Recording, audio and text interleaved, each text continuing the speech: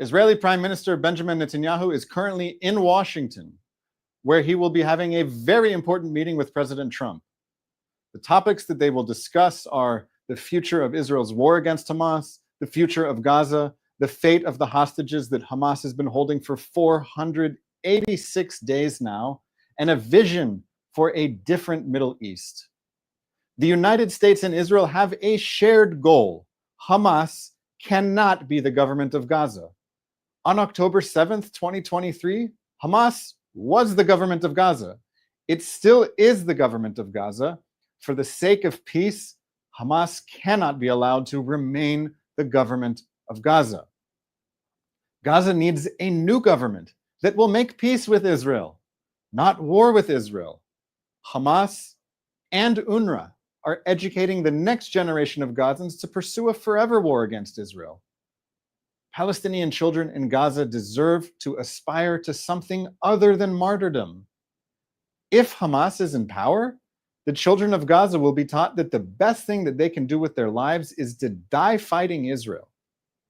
If Hamas is in power, peace and coexistence are impossible.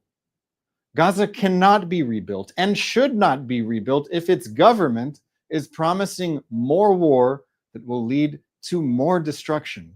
It's common sense. I just wish I heard it from more world leaders. Don't you? Nearly 16 months after the October 7th massacre, Hamas is still holding 79 hostages. Hamas is starving the hostages, torturing the hostages, holding hostages in cages, and using hostages as slaves. Hamas is holding the bodies of dead hostages. Israel has agreed to pay a high ransom in order to bring these hostages home. We need as much pressure as possible on Hamas and on the countries that support Hamas the most: Qatar, Turkey, Iran, and South Africa, until Hamas can never threaten the people of Israel again. How can life improve for the people of Gaza? President Trump has asked Egypt to open their borders and welcome Palestinians in Gaza who lost their homes as a result of the war that the Hamas government waged against its neighbor Israel. Egypt and Jordan have said no. They don't want Hamas supporters on their territory. Other people are suggesting that Qatar provide housing in Doha for Palestinians who need a place to live. I think that Palestinians in Gaza should stay in Gaza and live in peace with Israel. Make peace. End all claims against Israel. Wars should end with peace. The problem is that most of the people of Gaza are demanding the right to move to what's now Israel. How do I know this?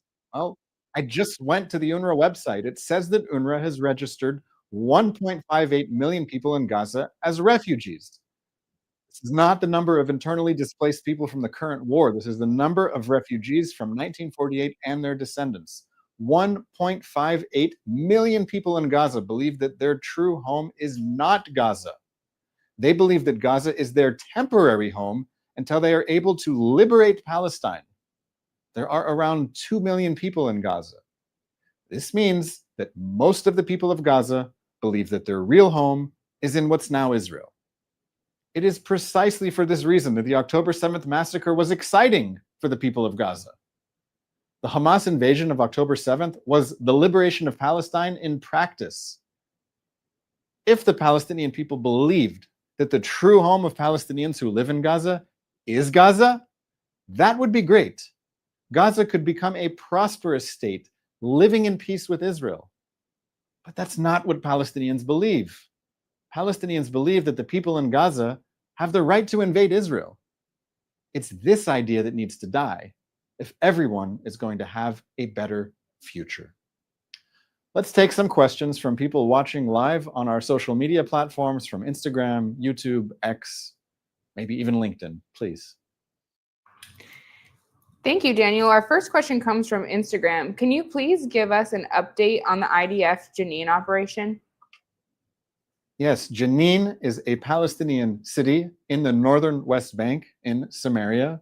Jenin is supposed to be governed by the Palestinian Authority, which is the Palestinian government that cooperates with Israel.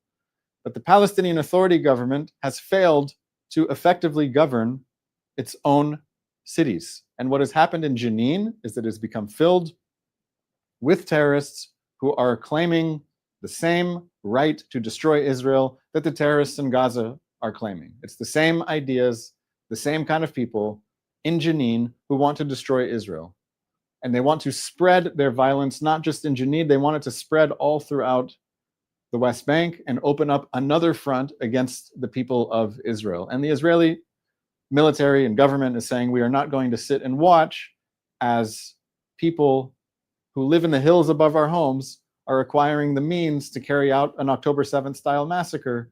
We're going to take action against them, and that is what you're seeing. You are seeing Israel take steps to remove terrorists from areas where they are plotting attacks against Israel. It's as simple as that. Thank you. Our next question comes from Benji on Instagram. Why is Qatar being trusted to negotiate the deal despite being a major supporter of the Hamas terror organization? Qatar has leverage over us. Qatar is in a position to demand that it be a mediator in the hostage ransom arrangement that we are seeing play out.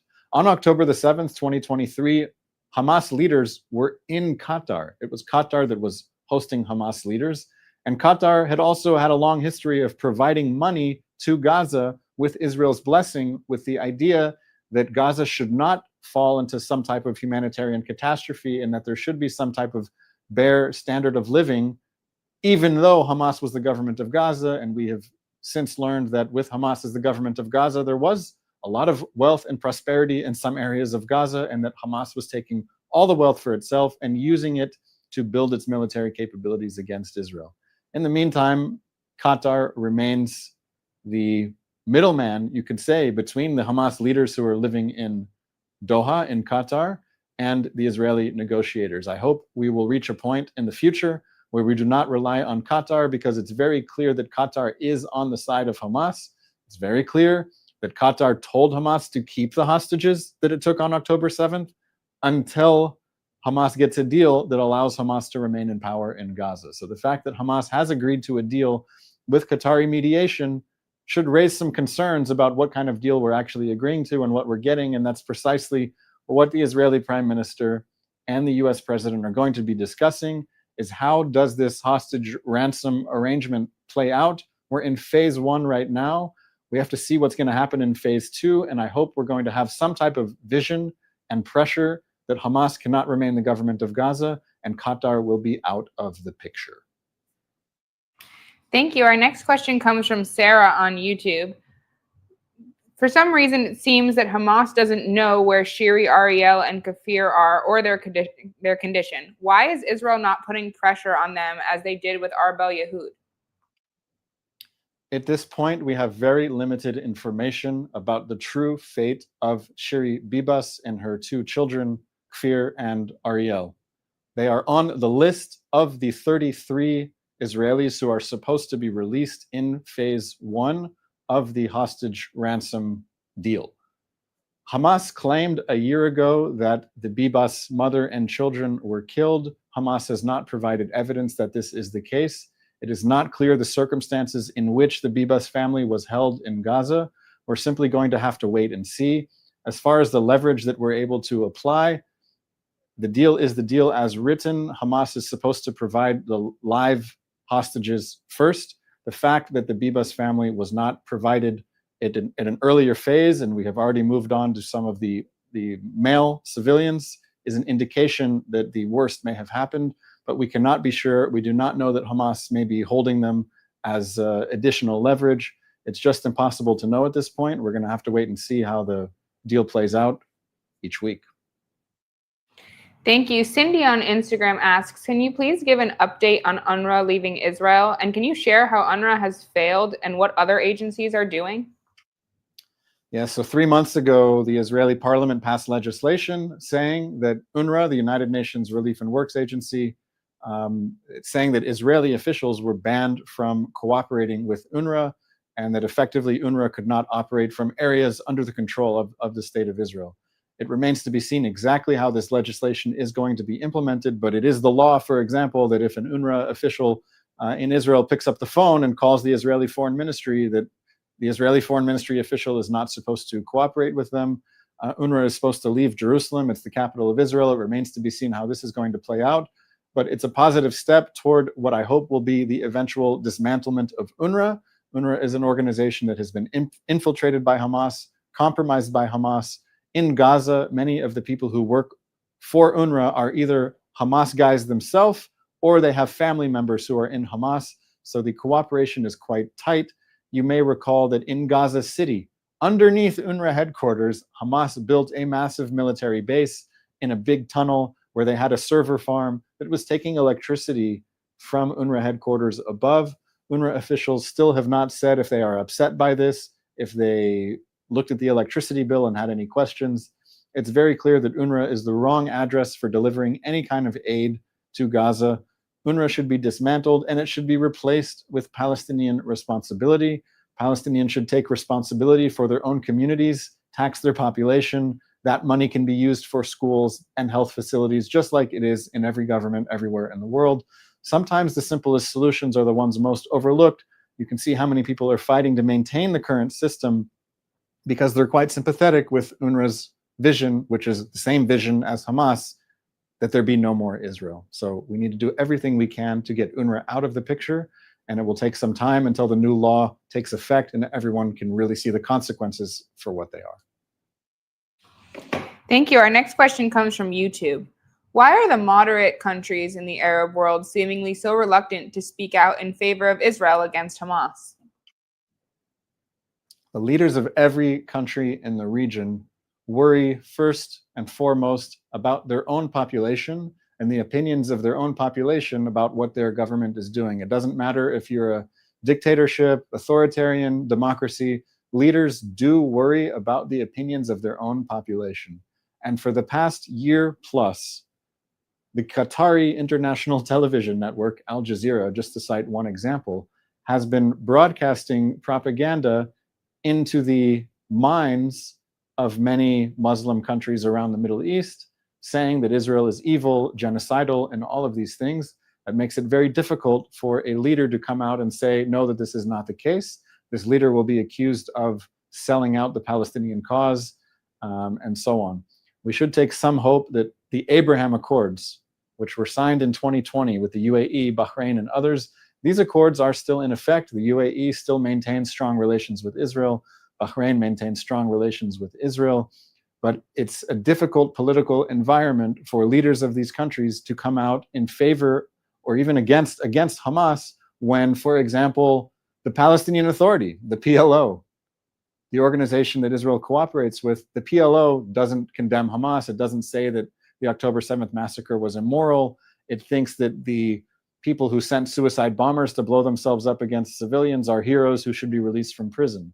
So it's hard to step out of line from the mainstream Palestinian position, or even France, for example, which has been one of the most hostile countries toward Israel for a long time and continues to be. I would be surprised to see a country like the UAE take a more pro-Israel stance publicly than France. We're in a difficult political environment, but again, that's what is being discussed right now in Washington, is the future of the Middle East. Who's going to take responsibility for Gaza? Who's going to join the Abraham Accords? Or will we be down more of the same path? That's another option too that I hope is not taken. Thank you. This is our final question. Audra on Instagram asks, how can we re-educate 3 generations with this radical ideology? I don't have an answer about even how to educate all of the people of Israel in the way that I think they should be educated. So it's very hard for me to say how another people should be educated. But it's very clear that we should set some guidelines. And the guideline is that if Hamas is the government of Gaza, that Gaza should expect very little from the international community. There should be conditions about food and supplies that are sent into Gaza if these food and supplies are going to be taken at the border, taxed by Hamas, distributed by Hamas. If all of the conditions in Gaza are going to go back to as they were on October 6, 2023, then that would be a non-starter. Ultimately, it's up to Palestinians to take responsibility for the way they want to educate their children, and it's up to us to react accordingly to how they choose to do so.